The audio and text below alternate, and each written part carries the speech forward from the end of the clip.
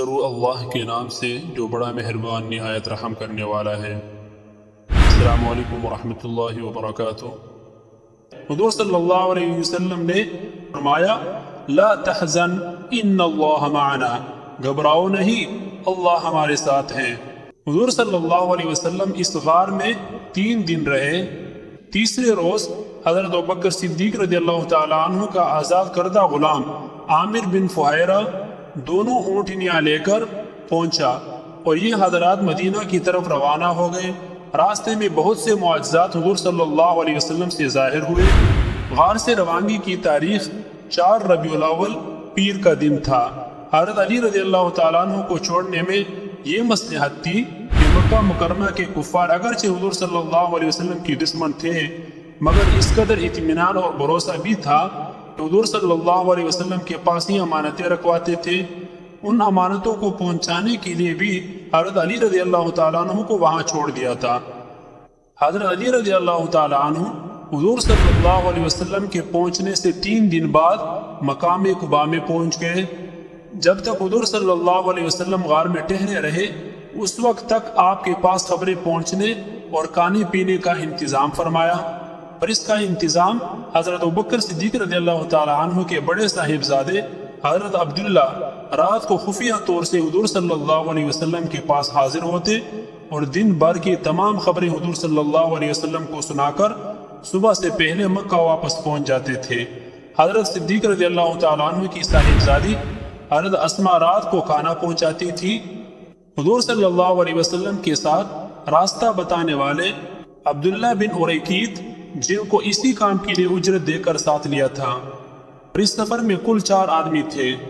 راستے میں کھانے پینے کا انتظام اس طرح فرمایا کر لیتے تھے کہ کسی جگہ حضرت ابوبکر صدیق رضی اللہ تعالیٰ عنہ نے دودھ وغیرہ خرید کر ناشتے کا انتظام کیا، اور بعض جگہ معجزات کے ذریعے خداوند عالم نے اپنے خاص بندوں کا انتظام فرمایا۔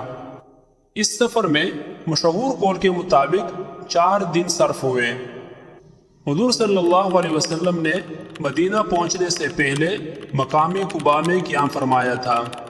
مقام قباء مدینہ سے اوپر کی طرف ایک بستی ہے، اور مشہور یہ ہے کہ حضور صلی اللہ علیہ وسلم نے بنو عامر بن عوف کے قبیلے میں قیام فرمایا۔ حضور صلی اللہ علیہ وسلم جب قباء میں داخل ہوئے، اس کے بارے میں علامہ ابن قیم نے یہ بیان کیا ہے کہ 12 ربیع الاول اور پیر کا دن تھا، جبکہ موسیٰ خوارزمی کا قول ہے کہ 8 ربیع الاول اور جمعرات کا دن تھا۔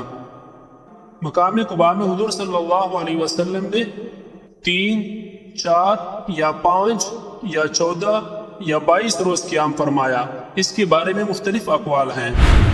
اور حضور صلی اللہ علیہ وسلم نے مقام قباء میں ایک مسجد تعمیر کی، جس میں حضور صلی اللہ علیہ وسلم بھی دوسرے لوگوں کی طرح پتھر اور مٹی ڈھو رہے تھے۔ وہاں حضور صلی اللہ علیہ وسلم نے ساتھیوں کو نماز پڑھائی، تقریر فرمائی۔ اس سے پہلے حضور صلی اللہ علیہ وسلم نے کوئی مسجد تعمیر نہیں کی تھی۔ حضور صلی اللہ علیہ وسلم کے دست مبارک کی سب سے پہلی مسجد یہی تھی، اور یہ تقریر آزاد اسلامی جلسہ میں سب سے پہلی تقریر تھی۔ قباء میں حضور صلی اللہ علیہ وسلم نے وادی بنی سالم کے درمیانی حصے میں قیام فرمایا تھا۔ حضور صلی اللہ علیہ وسلم مدینہ طیبہ میں 28 ربیع الاول کو داخل ہوئے۔ باقی اس بارے میں مختلف اقوال ہیں، البتہ یہ بات عام طور پر مشہور ہے کہ ربیع الاول ہی میں مکہ سے حضور صلی اللہ علیہ وسلم روانہ ہوئے اور ربیع الاول ہی میں مدینہ طیبہ میں داخل ہوئے۔ حضور صلی اللہ علیہ وسلم جب مدینہ طیبہ تشریف لائے تو جمعے کا دن تھا۔ حضور صلی اللہ علیہ وسلم نے بنی سالم کی مسجد میں جمعے کی نماز پڑھائی، اور حضور صلی اللہ علیہ وسلم کے ساتھ 100 آدمی تھے۔ حضور صلی اللہ علیہ وسلم مدینہ طیبہ پہنچ کر حضرت ابو ایوب انصاری رضی اللہ تعالیٰ عنہ کے مکان پر 1 ماہ قیام فرمایا، اور بعض روایتوں میں 6 اور 7 ماہ بھی آتا ہے۔ اس جگہ قیام فرمانے کی شکل یہ ہوئی کہ مدینہ طیبہ میں جب مقدس آفتاب داخل ہوا تو ہر ایک شخص کی آرزو تھی کہ ہمارا گھر اس کا مقام بن جائے، چنانچہ اصرار ہونے لگا، اور حضور صلی اللہ علیہ وسلم کی اونٹنی کی مہار پر کھینچا تانی ہونے لگی۔ حضور صلی اللہ علیہ وسلم نے فرمایا چھوڑ دو، جہاں یہ بیٹھ جائے گی وہاں میں ٹھہروں گا، ایسا ہی حکم ہے۔ وہ اتفاق سے نجار قبیلہ میں ٹہری، جہاں حضور صلی اللہ علیہ وسلم کی نانیال بھی تھی۔ آپ انہی لوگوں میں سے حضرت ابو ایوب انصاری رضی اللہ تعالیٰ عنہ کے ہاں مقیم ہو گئے۔ اونٹنے کے بیٹھنے کی جگہ وہی ہے جہاں حضور صلی اللہ علیہ وسلم کی مسجد ہے۔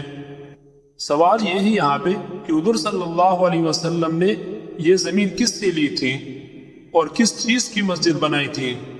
قبیلہ بنو نجار ہی کے 2 یتیم لڑکے تھے، سہل اور سہیل، ان کی یہ زمین تھی۔ ان دونوں کی یہ خواہش تھی کہ حضور صلی اللہ علیہ وسلم مفت لے لیں، مگر حضور صلی اللہ علیہ وسلم نے لینے پر ان کو مجبور فرمایا، جو 10 دینار طے ہوئی۔ اور پھر مسجد قباء کی طرح سب نے مل کر یہ مسجد بھی بنائی اور اس کے ایک جانب اپنی بیویوں کے لیے مکان بنائے۔ یہ تمام تعمیر کچی اینٹوں اور کھجور کے پتوں کی تھی۔ سب سے پہلا شخص جس نے مکہ سے مدینہ کی طرف ہجرت کی وہ حضرت ابو سلمہ بن عبد الاشہر مخزومی ہے، یا حضرت مصعب بن عمیر رضی اللہ تعالی عنہما، ان دونوں میں سے ایک ہیں۔ مدینہ کی وہ مسجد جس میں سب سے پہلے قرآن شریف پڑھا گیا وہ بنو زریق کی مسجد تھی۔ جس سال حضور صلی اللہ علیہ وسلم مدینہ تشریف لائے اسی سال 1 تاریخ کی ابتدا ڈالی گئی، اس کو سن ہجری کہتے ہیں۔ سوال یہ ہے کہ سن ہجری کس سے کہتے ہیں اور اس کی ابتدا کب ہوئی؟ حضور صلی اللہ علیہ وسلم جب مدینہ تشریف لائے اسی سال سے 1 تاریخ کی ابتدا ڈالی گئی، اس کو سن ہجری کہتے ہیں۔ حضرت عمر فاروق رضی اللہ تعالیٰ عنہ کی خلافت کے زمانے میں اس سن کی ابتدا ڈالی گئی تھی، مگر اس کا شروع ہجرت کے سال سے ہی مانا گیا۔ سوال یہ ہے کہ اس سے پہلے سنوں کا حساب کس طرح لگایا کرتے تھے؟ عرب کا طریقہ تھا کہ کسی بڑے واقعہ سے سن کا شروع مان لیا کرتے تھے اور آخر میں اصحاب فیل کے واقعہ سے ابتدا مانی جاتی تھی۔ سن ہجری کی پہلی تاریخ 1 محرم الحرام کا پہلا دن ہوتا ہے اور محرم کا مہینہ پہلا مہینہ ہوتا ہے۔